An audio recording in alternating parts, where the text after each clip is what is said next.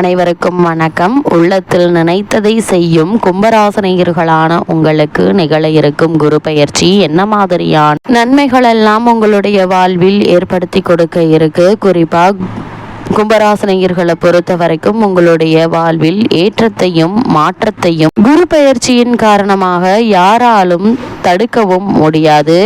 இவை நடந்தே தீரும் என்ற வகையில் என்ன மாதிரியான முன்னேற்றங்கள் எல்லாம் ஏற்பட இருக்கு என்பது குறித்தான முழுமையான பதிவு தான் இந்த வீடியோல நம்ம விரிவா பார்க்க போகிறோம். அந்த வகையில குரு பகவானை பற்றி சற்று விரிவாக தெரிந்து கொள்வோம். குரு பகவானை பொறுத்த வரைக்கும் உங்களுடைய வாழ்வுல நிறைய ஏற்றங்களையும் மாற்றங்களையும் கொண்டு வர போறாரு. இந்த குரு பெயர்ச்சியை பொறுத்த வரைக்கும் சுபஸ்ரீ பராபவ வருடம் வைகாசி மாதம் 12ஆம் தேதி, அதாவது மே மாதம் 26 செவ்வாய்க்கிழமை பகல் 11:08 மணி அளவுல வாக்கிய கணித ரீதியா புனர்பூச நட்சத்திரம் 4ஆம் பாதத்துல கடகராசிக்கு குரு பகவான் பெயர்ச்சி ஆகிறாரு. அது மட்டும் இல்லாம கடகராசியில உச்சம் பெற்றும் சஞ்சரிக்க போறாரு. உச்ச குருவினுடைய பார்வை விருச்சகம், மகரம், மீனம் ஆகிய ராசிகள்ல பதிவாகுதுங்க. குரு பார்க்க கோடி நன்மை என்பதற்கு ஏற்ப தன்னுடைய பார்வை பலத்தால ஒவ்வொரு ராசிக்குமே பல நன்மைகளையும் ஏற்றங்களையும் மாற்றங்களையும் நற்பலன்களையும் வாரி வழங்க இருக்கிறாரு. இதனால பல ராசிக்காரர்கள் தொட்டது தொடங்க இருக்கு, தொழில் முன்னேற்றம் உண்டாக இருக்கு, வருமானம் உயருங்க. இவ்வளவு நாட்களாக செய்யும் வேலைக்கு சரியான ஊதியம் கிடைக்கவில்லையே என வருந்தியவர்களுக்கு அதற்கான ஊதியம் மட்டுமில்லாமல் முன்னேற்றமும் ஏற்பட இருக்கு. அதே போல வளர்ச்சி அதிகரிக்குங்க. வளர்ச்சினா பொருளாதார ரீதியான வளர்ச்சி உங்களுக்கு ஏற்பட இருக்கு.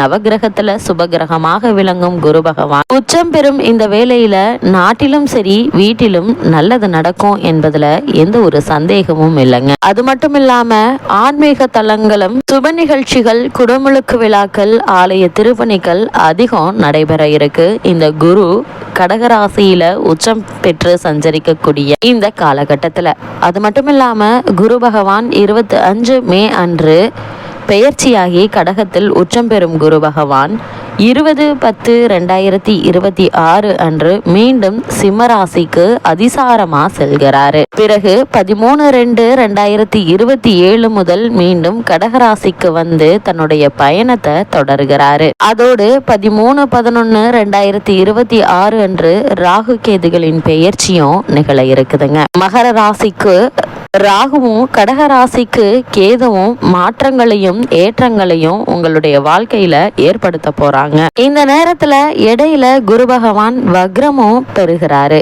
இந்த சூழலிலும் கிரகங்களின் அமைப்பை பொறுத்தும் பாதாசார பலத்தை பொறுத்தும் இந்த குரு பெயர்ச்சி பலன்கள் உங்களுக்கு எதிர்பாராத பல மாற்றங்களையும் ஏற்றங்களையும் உங்களுடைய வாழ்க்கையில கொடுக்க போகுது. கடகராசிக்கு ஜென்ம குருவாக வரும் குரு பகவான் அர்த்தாஷ்டம குருவாக மேசத்திற்கும், அஷ்டமத்து குருவாக தனுஷுவிற்கும், விரய குருவாக சிம்மத்திற்கும், ரோக குருவாக கும்பத்திற்கும் வருவதால இந்த ராசிகளில் பிறந்தவர்கள் தங்கள் சுய ஜாதகத்தினுடைய அடிப்படையில நடைபெறும் தசாபுக்தி பலம் அறிந்து அதற்குரிய ஆலயங்களை தேர்ந்தெடுத்து யோக பலம் பெற்ற நாளில் வழிபட்டு வந்தால் நல்லது நிச்சயம் நடக்குங்க.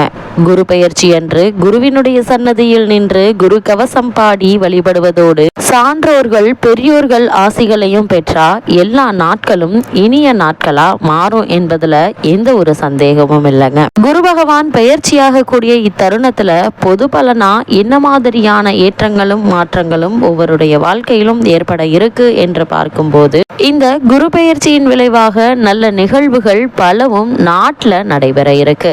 உச்சம் பெற்ற குரு என்பதால மக்கள் அச்சமில்லாமல் வாழ அரசாங்கம் வழிவகுத்து கொடுக்க இருக்குதுங்க. தங்கம் வெள்ளியினுடைய விலை உயர இருக்கு. பெட்ரோல் டீசல் எரிவாயுக்களுடைய விலை ஏற்றமும் இறக்கமுமாவே இருக்குங்க. விளையாட்டுத்துறை, விஞ்ஞானம், மருத்துவம், கலைத்துறை, ஜோதிடத்துறை, ஆன்மீகத்துறை, பத்திரிகை, ஊடகங்கள், கணினி துறைகள்ல வளர்ச்சி அபரிமிதமாக இருக்கும் என்பதுல எந்த ஒரு சந்தேகமும் இல்லைங்க. அந்த துறைகள்ல இருப்பவர்களுக்கு எதிர்பாராத பல முன்னேற்றங்கள், பொருளாதார வளர்ச்சி, பெயர் புகழ் என அனைத்துமே கிடைக்க இருக்கு.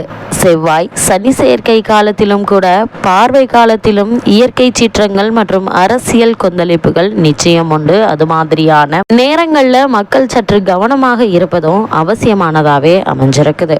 சிம்மத்தில் குரு சஞ்சரிக்கும் போது அரசியல் களத்தில் சிறு சிறு பிரச்சனைகள், உட்கட்சி பூசல்கள், கட்சி தாவல்கள் ஏற்பட்டு கலக்கத்தை உருவாக்கும். இருந்தாலும் தலைமைக்கும் மக்களுக்கும் எந்த பாதிப்பும் ஏற்படாது என்பதால் யாரும் எதற்காகவும் கவலைப்பட வேண்டிய அவசியம் இல்லைங்க. அரசியல் களத்தில் உள்ள பெண்களுக்கு பொறுப்புகளும் முக்கியத்துவம் கிடைக்க இருக்கு. இளம் கலைஞர்கள் பலரும் உருவாகி புகழ் பெற இருக்கீங்க. குறிப்பா குரு பகவானை பொறுத்த வரைக்கும் இந்த சமயத்துல அறிவு, ஞானம், கல்வி, செல்வம், நல்லொழுக்கம் மற்றும் ஆன்மீக வளர்ச்சியை குறிக்கும் நவகிரகங்கள்ல ஒருவராக கருதப்படுகிறாரு. இவரை பிரகஸ்பதி என்றும் அழைப்பாங்க. தேவர்களின் ஆசானாகவும் இந்த குரு பகவான் புகழப்படுகிறாரு. குரு பகவானுடைய சிறப்புகள் அறிவு மற்றும் கல்வியின் கடவுள் தான். நல்ல திருமணம், குழந்தை பாக்கியம், உயர்கல்வி, வேலை உயர்வு போன்றவற்றிற்கு குருவினுடைய அருள் மிக முக்கியம் என்று நம்பப்படுது. ஜோதிடத்துல குரு நல்ல இடத்தில் இருந்தா அதிர்ஷ்டம், மரியாதை, செல்வாக்கு கிடைக்கும் என்றும் கூறப்படுது. குரு பகவான் பொதுவா மஞ்சள் ஆடை அணிந்தவரா வர்ணிக்கப்படுகிறாரு. குருவுக்கான நாள் வியாழக்கிழமை. குரு பகவானுக்கு அர்ப்பணிக்கப்பட்ட நாள். அந்த நாள்ல மஞ்சள் உடை அணிவது, கடலை பருப்பு அல்லது மஞ்சள் பூஜை செய்வது நல்லது என்று நம்பிக்கையும் இருக்குதுங்க. வழிபாட்டு முறைகளை பொறுத்த வரைக்கும் குரு பிரம்மா, குரு விஷ்ணு, குரு தேவோ மகேஸ்வரக, குரு சாஷா, பரத் பிரம்மா, தஸ்மை ஸ்ரீ குருவே நமக என்ற மந்திரத்தை நாம் சொல்வதன் மூலமாக அவருடைய பரிபூரண அருள் நமக்கு கிடைக்குங்க. அது மட்டும் இல்லாம குரு பகவானுக்கு மஞ்சள் பூ, கொண்டை கடலை, வாழைப்பழம் போன்றவற்றை நைவேத்தியமாக செலுத்துவாங்க.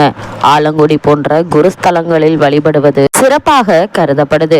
ஜோதிடத்தில் குரு ஒரு ராசியில் சுமார் 1 ஆண்டு காலம் தங்குவார். குரு பெயர்ச்சி காலத்தில் பலர் ஜோதிட பலன்களை கவனிப்பார்கள். தனுசு மற்றும் மீன ராசிகளின் அதிபதியாக கருதப்படுகிறார் குரு பகவான். இவ்வளவு மேன்மைகள் கொண்ட குரு பகவான் தற்போது கடகராசிக்கு பெயர்ச்சியாகி உச்சம் பெறுகிறார். இதனால் பல ஏற்றங்களும் முன்னேற்றங்களும் ஒவ்வொருடைய வாழ்விலும் ஏற்பட இருக்கு. அப்படிப்பட்ட ஏற்றங்களையும் மாற்றங்களையும் நாம் எவ்வாறு பயன்படுத்திக் கொள்ள வேண்டும் என்பதை பற்றியும் குரு பகவானே நமக்கு வழிவகுத்து கொடுப்பார். அப்படிப்பட்ட வழியில நாம் பயணித்து அதற்கான பலன்களை எவ்வாறு பெற வேண்டும் என்பது குரு பெயர்ச்சியினுடைய பலனா அமையுது.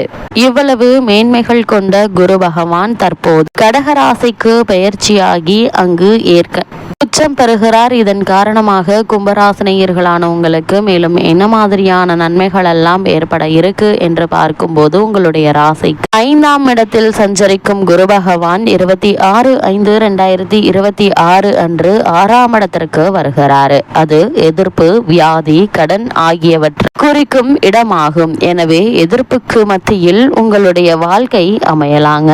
எதையும் ஒரு முறைக்கு பல முறை யோசித்து செய்வதே நல்லது என்பதை கிரக நிலைகள் மீண்டும் மீண்டும் தெளிவுபடுத்துது. ஒரு கடனை அடைக்க மற்றொரு கடன் வாங்கும் சூழ்நிலை உருவாவதற்கான சாத்தியக்கூறுகள் நிறைந்த ஒரு தருணமாகவும் இக்காலகட்டம் அமைய இருக்கு என்பதால் அதிக கவனத்தோடு இருப்பது அவசியங்க. அதே போல் ஆரோக்கியத்திலும் கவனமாக இருங்க. சிறு உடல் உபாதை என்றாலும் கூட உடனே மருத்துவரிடம் அணுகி அதற்கான சிகிச்சை பெறுவது மிக மிக அவசியம். அதே போல உங்களுடைய ராசிக்கு 5ஆம் இடத்தில் சஞ்சரிக்கும் குரு பகவான் 6ஆம் இடத்திற்கு செல்கிறார். 6இல் குரு வந்தால் ஊரில் பகை என்பது பழமொழி. உங்களுடைய ராசிக்கு தன லாபாதிபதியான குரு 6ஆம் இடத்திற்கு வரும்போது தனவரயங்கள் ஏற்படுவதற்கான வாய்ப்புகள் அதிகம் இருக்குதுங்க. அதனால் அதிக கவனத்தோடு இருப்பது அவசியம். பொறுமையோடும் நிதானத்தோடும் செயல்பட வேண்டிய ஒரு தருணமாக இக்காலகட்டம் அமைஞ்சிருக்குதுங்க.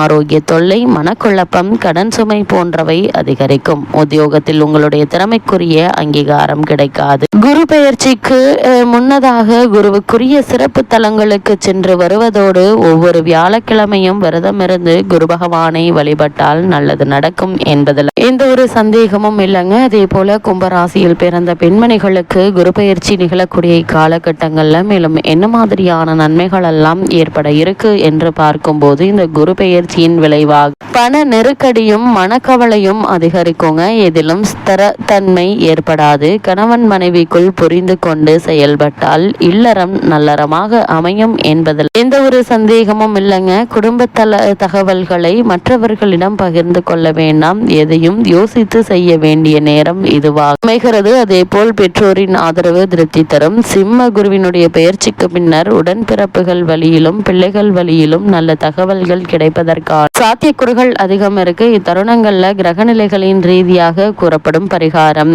என்ன என்று பார்க்கும்போது தேய்பிறை அஷ்டமி தோறும் பைரவரை வழிபட்டு வருவது எண்ணற்ற நன்மைகளை ஏற்படுத்தும்.